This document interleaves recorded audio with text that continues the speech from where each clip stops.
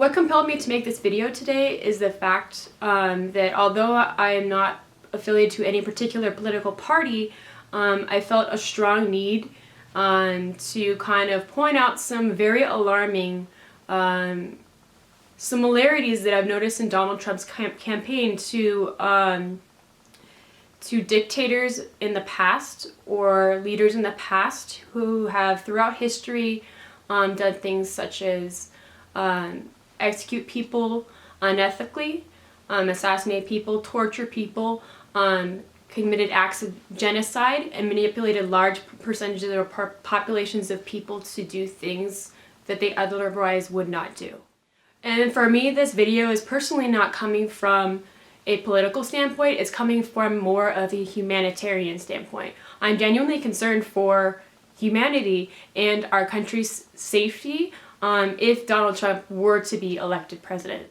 One of the things that I'll be doing throughout this video is showing clips of past leaders or dictators, two of which I found major similarities to Donald Trump and how he goes about things. And that number one is Adolf Hitler, and number two is Benito Mussolini. You'll see in the videos that I draw upon and the clips that I show how I just really want you to take note of their body language, their stature, their hot-headedness, and how angry they get, and how quickly they get riled up, and how easily charismatic they are to be able to rile up a crowd so much to get so angry and you know, really bring out the worst in everyone.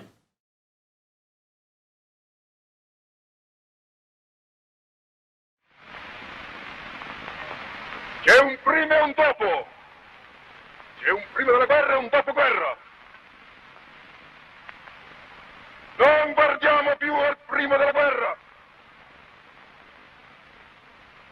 Non abbiamo nostalgie per quel tempo, per quegli uomini, per quegli avvenimenti, per quelle dottrine, poiché noi abbiamo bruciato i nostri bastimenti alle nostre spalle. This guy, I don't know what I said, I don't remember.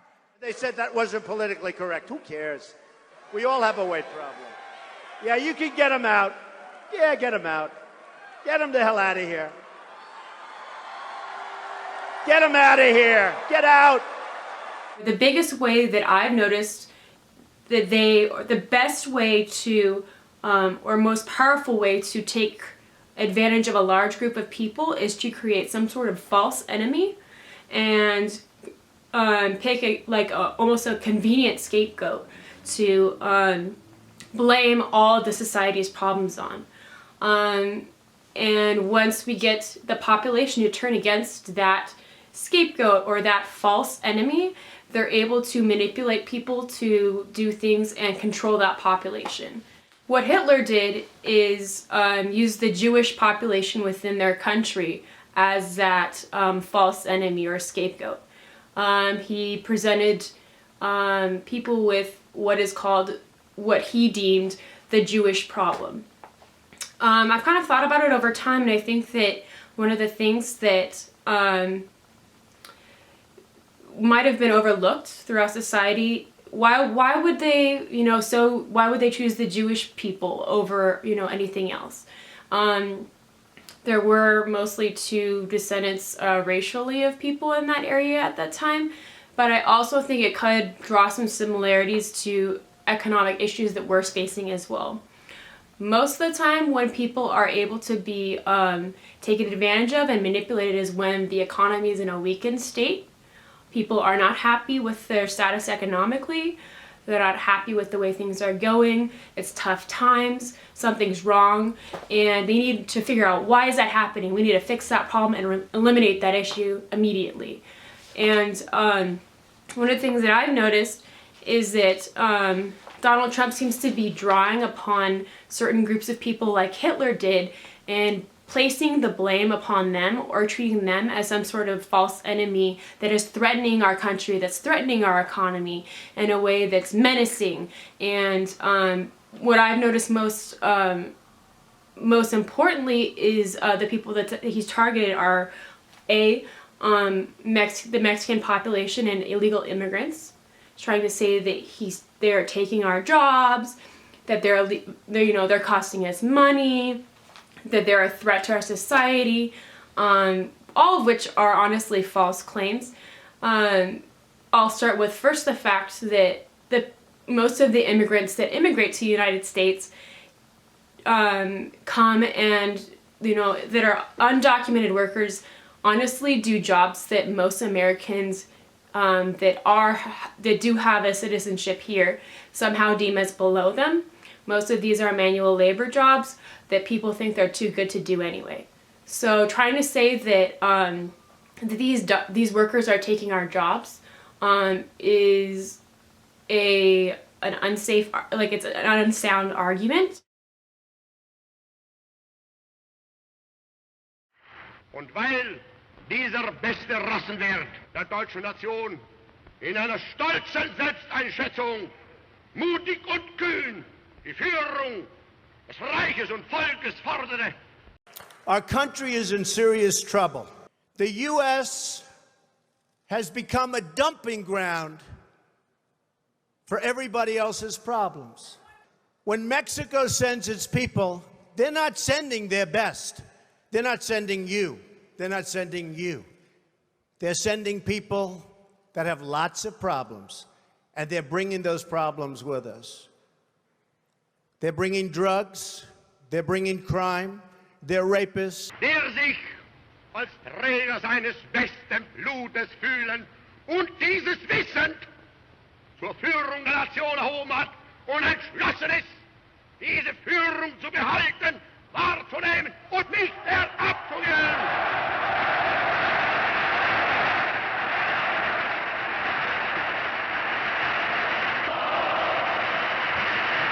Altsozialistische Bewegung, es lebe Deutschland!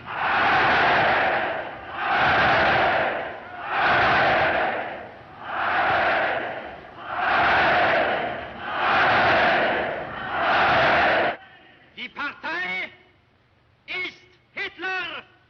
Hitler aber ist Deutschland, wie Deutschland Hitler ist! Hitler, Sieg!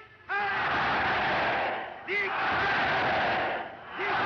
Can I have a pledge, a swearing?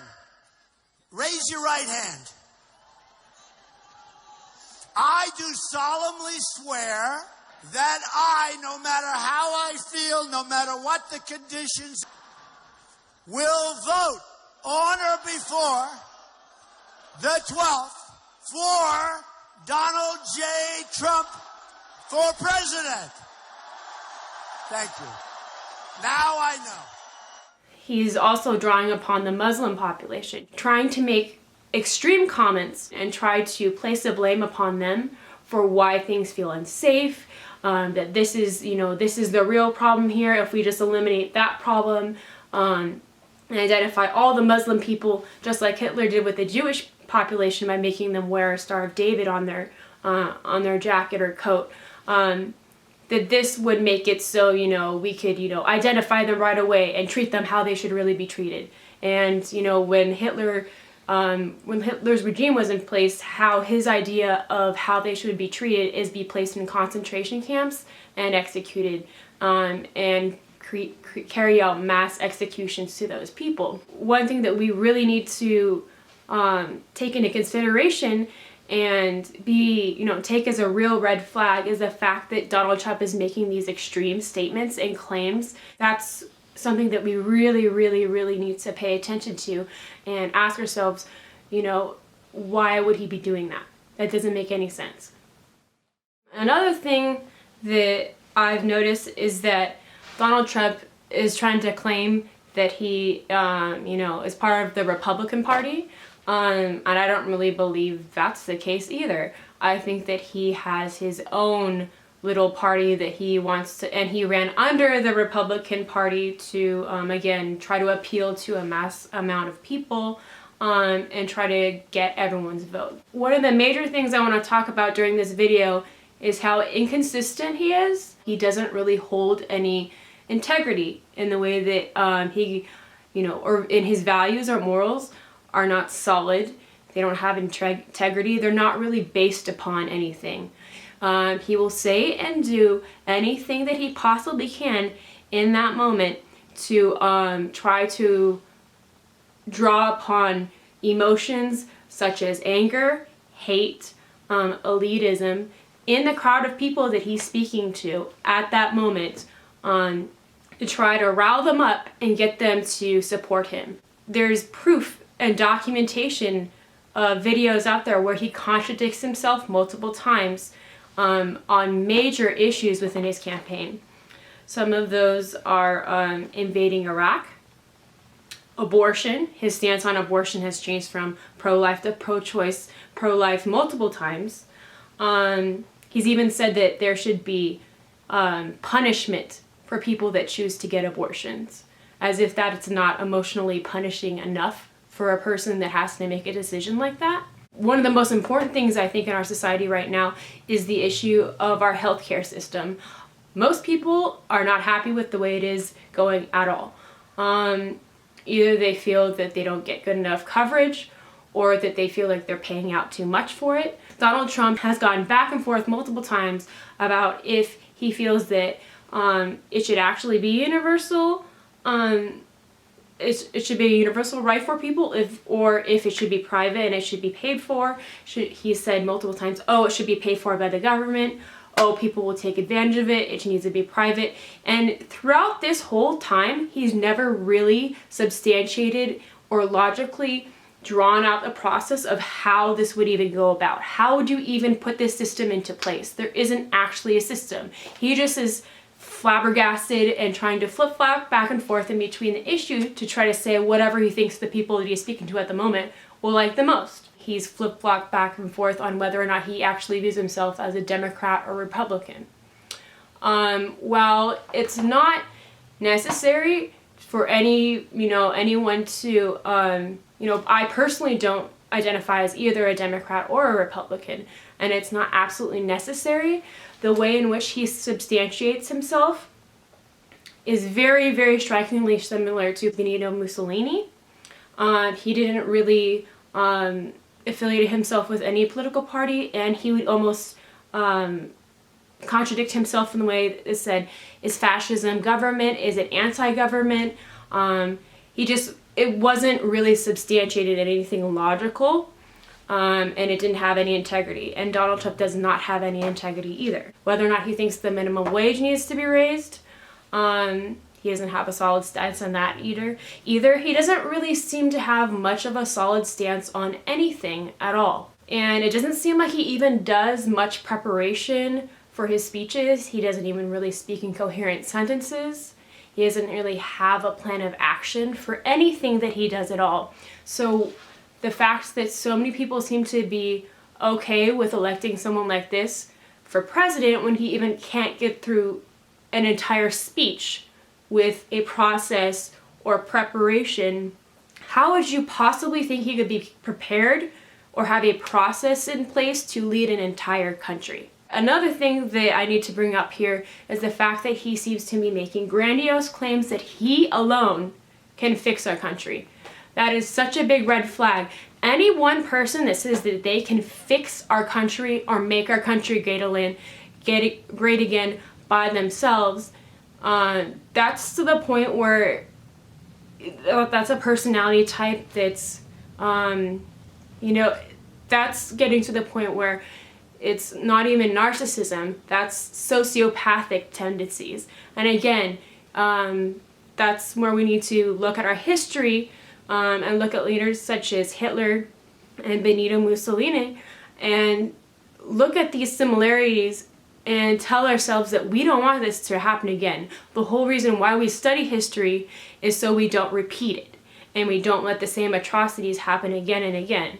And I really want this video to remind you that you have the power and you're able to make a difference. Sorry, I'm getting emotional, but the power is in your hands to not let this get out of hand and to do something about it before it gets really bad.